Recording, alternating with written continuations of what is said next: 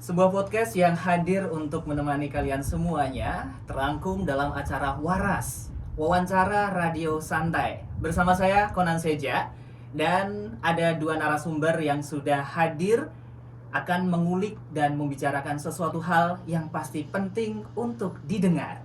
Silakan untuk memperkenalkan diri. Lady Bus. Halo, saya Lina Friska Marbun. Saya guru SMK Broadcasting dari SMK Negeri 42 Jakarta. Halo, saya Yasin Mustafa dari SMK Ihsaniyah Kota Tegal. Ya, dan kita ketahui bersama BPPP MPV Seni Budaya Yogyakarta mengadakan suatu diklat yang dimana ini dinanti ditunggu-tunggu oleh para guru seni dan budaya terutama ya. Dan tentunya juga yang mendapat kesempatan adalah yang mendapatkan undangan. Kalau untuk Pak Yasin ini pelatihan yang keberapa atau bisa diceritakan serunya mengikuti diklat ini? Saya dulu, kembalinya dulu. Saya dulu ya. Oke, ini yang pertama kali saya ikuti. Pertama kali dan memang harus ikut. Siapa tahu tahun depan nggak dipanggil gitu aja. Dipanggil siapa? Dipanggil sama Pak Janu. Oke. Iya. Kalau Mbak Lina sendiri kayaknya paling muda mungkin ya. Tapi Iya. untuk jurusan radio. Nah, ini gimana? Kesannya ketika dapat undangan? Apakah seperti mendapatkan surprise dari pasangan walaupun sekarang ini lagi nggak ada pasangan, atau lagi dapat durian runtuh katanya? Oke, perasaannya seneng banget ya. Jadi sebenarnya awalnya yang dihubungi itu ketua program jurusan. Nah, karena berhalangan jadi dilempar ke saya, dan kebetulan saya suka nih pelatihan-pelatihan seperti ini. Jadi kalau ditanya bagaimana perasaannya, ya seneng banget gitu. Berarti dapat lemparan anugerah dia. Iya, lemparan kayak gitu. anugerah. Ya. Bersyukur ya. Syukur dong Oke. ya. Pak Yasin setelah beberapa hari mengikuti, bagaimana kesannya? Yang jelas nggak bisa digambarkan dengan kata-kata ya. Sangat luar biasa, dan saya sendiri karena baru pertama kali menginjakkan kaki di BPP MPV SB Jogja ini, ya kesan pertama jelas luar biasa gitu. Luar aja. biasa. Kalau Mbak Lina sendiri ini mungkin sebagai ajang refreshing juga kah? Kalau dibilang refreshing belum ya, karena Belum ya? kita ini pelatihan, benar-benar pelatihan dari Hmm. pagi kita belajar, siangnya kita praktik, kita buat banyak produksi, kita ada buat produksi iklan, ada berita. Jadi kalau dibilang refreshing itu Belum ya. belum ya. Malamnya lembur. Malamnya lembur. Lembur Iya, editing, lembur lagi teman-teman. sampai ketiduran. Nah, tapi menikmati kan pastinya? Iya, Sangat menikmati ini, luar biasa. Menikmati makan pagi siang sore malamnya? Semuanya ya. Semuanya kita nikmati. Teman-temannya asik. Asik sekali ini kita Asik bisa semua. podcast. Nah, Baru kenal udah seasik ini langsung ya. ya klik kan kayak gitu. Gimana tanggapan untuk pengajarnya? Apakah galak-galak kayak gitu? Tugasnya banyak? Ya, saya senang sekali ya dapat pengajar yang memang ahli di bidangnya. Kita ada ilmu baru, terus kita juga terbuka pemikiran yang baru. Betul. Apa yang sebenarnya belum kita dapetin, kita bisa dapetin dalam pelatihan ini. Ya Oke. betul sih. Nggak ada sih nggak ada mentor yang galak. Mentornya juga seumuran kita ya. Iya. Seumuran Pak Yasin, saya jauh. Mbak Lina, kita bilang ke Mbak Yasin, kita, Kenapa? lu Iya. kali. Lo aja kali Gini. Angka kan nggak kelihatan. Tapi Betul. kalau muka kan kelihatan. Saya Iya. sama Pak Konan hampir serupa loh ya. Oh, berarti saya yang udah kelihatan keriputnya ya. Bukan. Oke. Saya lagi mangli rupa gitu ya. Oh, oke. Ya jadi mentornya juga baik-baik, Mas Konan. Baik-baik.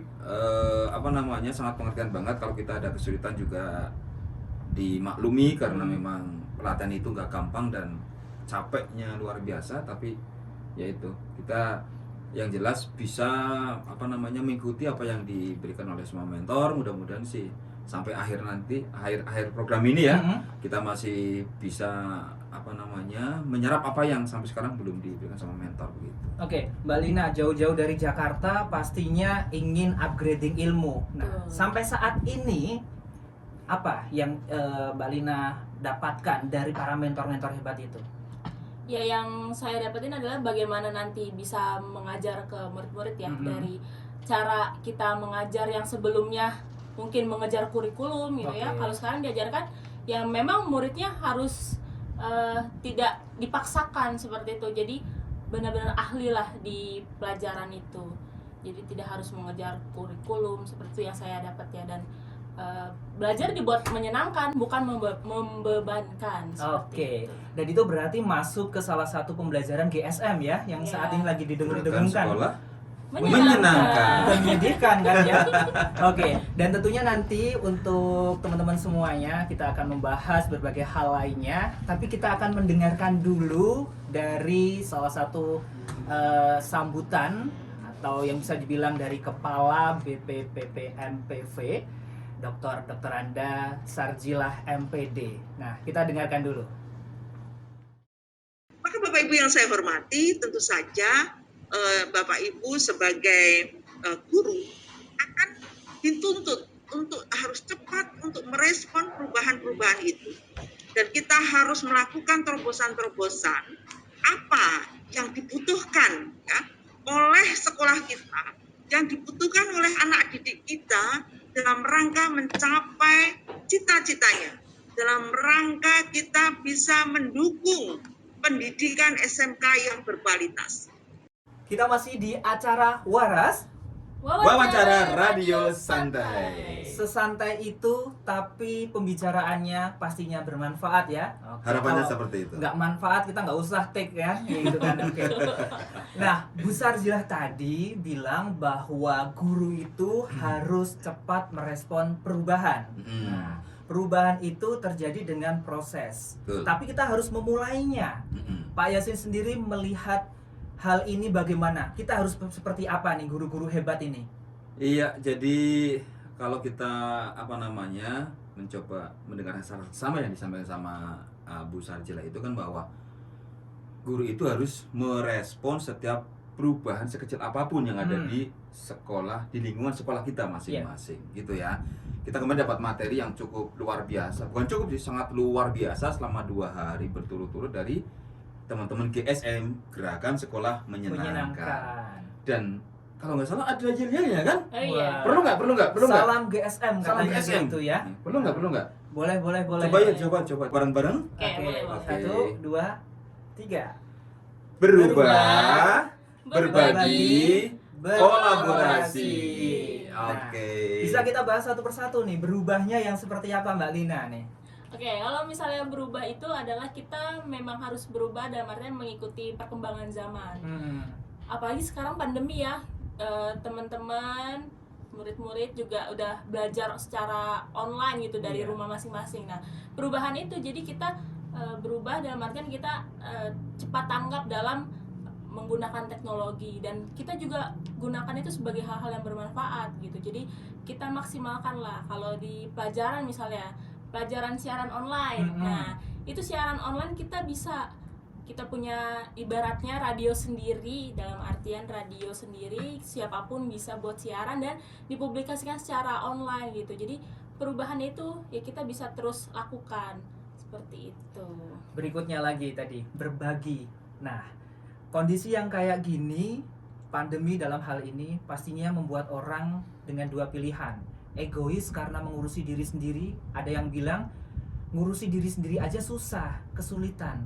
Tapi di sisi lain malah banyak kegiatan yang kita menggandeng banyak orang, yang alias kita bisa berbagi dengan yang lainnya. Pak Yasin sendiri mungkin di sekolahnya dengan kata berbagi ini sering dilakukan? Berbagi ya, yang namanya berbagi berarti kan memang kalau ada satu benda itu kan bukan dinikmati sendiri ya. Betul. Tapi mungkin bisa dibagi juga orang lain. Nah, kebetulan begini, di sekolah saya itu kan ada radio, namanya radio RCA Ihsaniyah FM. Kebetulan setahun ini kan manajemen pengelolaannya 100% dikelola sama sekolah. Otomatis di sana kita melibatkan anak-anak SMK dalam arti ya siswa jurusan broadcasting kelas 12 lah ya, yang udah agak gedean dikit biar untuk ngurus di manajemen, belajar manajemen. Nah, berbagi yang saya maksud di sini adalah bahwa kami membagi slot siaran itu bahwa selama pandemi ini kami memanfaatkan radio ini digunakan untuk belajar melalui radio, daring melalui radio. Dalam satu hari itu 8 jam kita pakai, dan 1 minggu kita berbagi dengan sekolah lain gitu. Jadi di Yayasan Ihsaniyah itu ada sekitar 7 unit. Jadi kalau hari Senin itu SMTS, hari Selasa SMA, hari Rabu SD 1, hari Kamisnya SD 2, hari Jumatnya SMP, hari Sabtu itu ada TK, ada SMK, dan ada pesantren hari Minggunya. Jadi konsep seperti itu kami laksanakan hingga sekarang, dan kelihatannya teman-teman yang ada di unit-unit masing-masing itu enjoy, merasakan ada sisi manfaat belajar melalui radio begitu. Asik Di sekali samping ya. murah, Mhm. jangkauannya juga panjang. Panjang Iya ya. gitu. Dan tentunya juga ini merupakan hal yang bisa di ATM-kan atau amati tiru Iya. modifikasi oleh pihak lain ya. Betul, Bukan berarti harus mempunyai radio, tapi dengan cara yang lain yang intinya kita bisa berbagi ke banyak pihak supaya bermanfaat. Mm-mm. Bu Lina sendiri di tempat Jakarta ya, dimana dengan berbagai orang yang berkumpul di sana. Nah, berkolaborasi sepertinya hal yang biasa, familiar lah bisa Iya. dibilang gitu kan. Kita bisa lihat mencari makanan apapun dari berbagai daerah, orang dari berbagai daerah ada di Jakarta. Nah, untuk kolaborasi ini sendiri di dunia pendidikan, mungkin di SMK 42 Jakarta sendiri sudah dilakukan atau bagaimana bentuknya? Ya, berbicara tentang berkolaborasi, yang nanti bisa dilakukan adalah berbagai macam mata pelajaran bisa kita gabungkan dalam satu tugas. Tapi kita bilangnya bukan tugas sih, tapi challenge. Challenge ya. Challenge. Ya kalau tugas tuh kayak Istilah aja ya buat tugas Berat tuh ya? berat, membebani. Sebenarnya kita tuh mau membuat suatu challenge dalam artian kita mau membuat murid-murid kita itu tidak merasa terbebani tapi tertantang. Iya, tantangan dan merasa senang gitu ya. Iya. Dengan istilah challenge kan mereka senang loh. Karena ada tantangan sih. Biasanya tantangan itu ada Iya. ininya, ada hadiahnya. Dan biasanya pun juga anak-anak lebih keluar dari zona nyamannya ya. Biasanya mungkin kalau nggak ada tugas, nggak ada karya. Tapi di sini pun gimana Bu Lina bisa bercerita bahwa karya itu bisa dihasilkan tanpa guru harus embel-embel tugas ada. Oh ya. Nah, kalau misalnya dari saya sendiri, saya tuh tugasnya lebih senang itu kelompok gitu, siaran berkelompok. Dalam artian mereka itu punya karya bisa bersama-sama dan juga bisa membangun teamwork juga. Jadi itu salah satu skill. Nah, kita kalau mau mengerjakan sesuatu sama-sama kan kayak menyenangkan gitu Iya. kan. Kalau sendiri individu mungkin merasa terbebani. Tapi bukan dalam artian dihilangkan tugas individu Iya. ya. Tetap ada, tapi kalau dari saya pribadi lebih suka tugas berkolaborasi bersama-sama seperti itu. Oke, nah ngomongin tentang produk, kalau dari Pak Yasin SMK Ihsaniyah kayaknya lebih banyak lagi produknya. Apa aja bisa disebutin, Pak? Ya, yang jelas kan begini, karena kami punya radio gitu ya, maka secara otomatis bahwa anak-anak itu lebih banyak kita pasang di sana untuk siaran secara maksimal.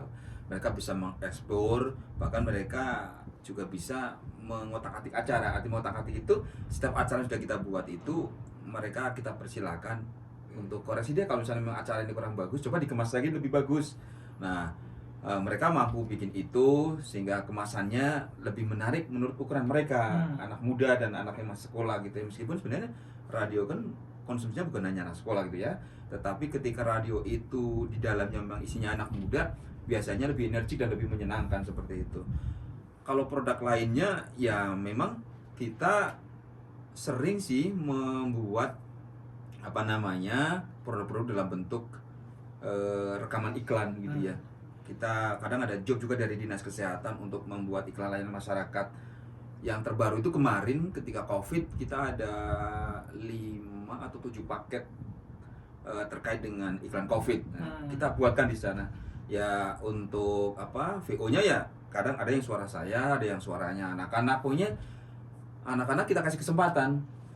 Kamu coba, ambil yang paling pas gitu. Jadi mereka merasa tertantang juga, kayak Bu Lina tadi kan challenge juga kan, mereka bikin itu. Terus ini yang terbaru lagi kan, kita ada acara juga, podcastan juga di radio namanya Ngobras Ya? ngobrol asik setiap hari Sabtu. Wah, Di asik situ tuh. anak-anak semua Pak Konan, anak-anak semua, hostnya anak-anak, kemudian nanti yang jadi tim produksi dan semuanya anak-anak, dan ini live streaming. Kita konvergensi ya, kita mengkawinkan antara radio dengan video gitu. Oke, asik juga ya. Seperti itu. Dan berbicara juga berkaitan tentang diklat ini kan, setelah kita menerima banyak materi yang bermanfaat dari para senior ataupun juga para orang hebat kan, pasti sudah punya rencana setelah ini, wah iya ya, aku mau buat ini nih. Nah, kalau Bu Lina sendiri, kira-kira nanti setelah pulang dari diklat ini mau ngapain nih ke sekolahan gitu kan, ataupun juga ke anak-anak itu, apa yang ingin dilakukan? Wah, ada spoilernya nih. Karena bentar lagi Bu Lina nyuruh kita buat ini guys. Oh iya ya. Ini ya. Tapi kalau untuk rencana kedepannya sih saya lebih mengkedepankan kolaborasi. Jadi saya mau ajak murid-murid saya, banyakin lah portofolionya, skillnya gitu. Saya mau membuat belajar itu ya belajar yang menyenangkan, yang dalam artian mereka belajar dan berkarya seperti itu. Jadi ketika nanti mereka lulus sekolah, mereka sudah menjadi pribadi yang siap mental dalam bekerja dan juga siap juga dalam segi pengetahuan seperti itu. Oke, nah Pak Yasin sendiri itu dari pihak apa harapannya ke siswa. Kalau ke sekolah mungkin ada beberapa dalam tanda kutip wejangan yang akan diberikan kepada pihak pengelola sekolah gitu kan?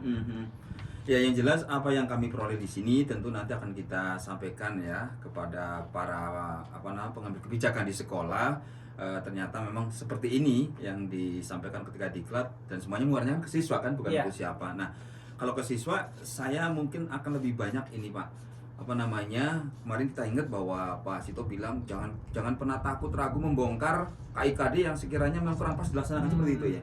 Apalagi sekolah kami meskipun di pinggiran kota Tegal, tapi kan anak-anak yang sekolah itu rata-rata juga orang-orang desa gitu ya. Artinya saya tetap akan menerapkan, bukan mungkin ditambah nanti, bahwa praktek ini jauh lebih penting daripada teori. Bukan berarti teori nggak penting, teori tetap penting, tapi bisa dipelajari sendiri, bisa literasi, tapi praktiknya ini yang memang harus kita perbanyak karena kita SMK, jadi SMK bisa gitu SMK. ya. Tentunya juga diklat ini kan banyak manfaatnya, terus juga ada suatu kesan dan pesan ya. Harapannya juga nanti dari BPPP MPV Seni Budaya Yogyakarta ini akan ada perubahan dan terus dan lebih baik lagi. Dari Pak Yasin sama Bu Lina sendiri, apa harapannya kepada diklat BPPP MPV ini supaya lebih baik lagi? Silakan. Iya, harapannya sih sebagai seorang pendidik tentu diklat seperti ini terus berjenjang ya. Artinya berlanjut ketika mungkin diklat tahap pertama, kedua, ketiga dan seterusnya sampai kemudian betul-betul merasakan bahwa ini betul-betul perfect begitu. Meskipun untuk sempurna itu kan butuh proses yang sangat panjang. Tetapi kalau bicara masalah diklat ya memang ini harus terus berjenjang, dilaksanakan terus begitu. Oke, kalau Bu Lina sendiri? Kalau dari saya sejauh ini sudah cukup baik ya. Tapi untuk saran saya inginnya waktu pelaksanaannya lebih diperpanjang lagi. Oh gitu, Iya. bukan 2 minggu lagi ya?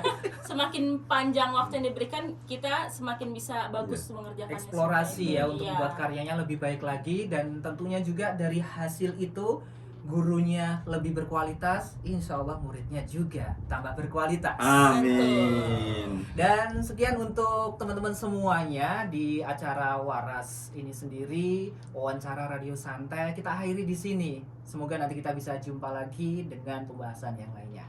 Saya Konan Seja, terima kasih. Wassalamualaikum warahmatullahi wabarakatuh.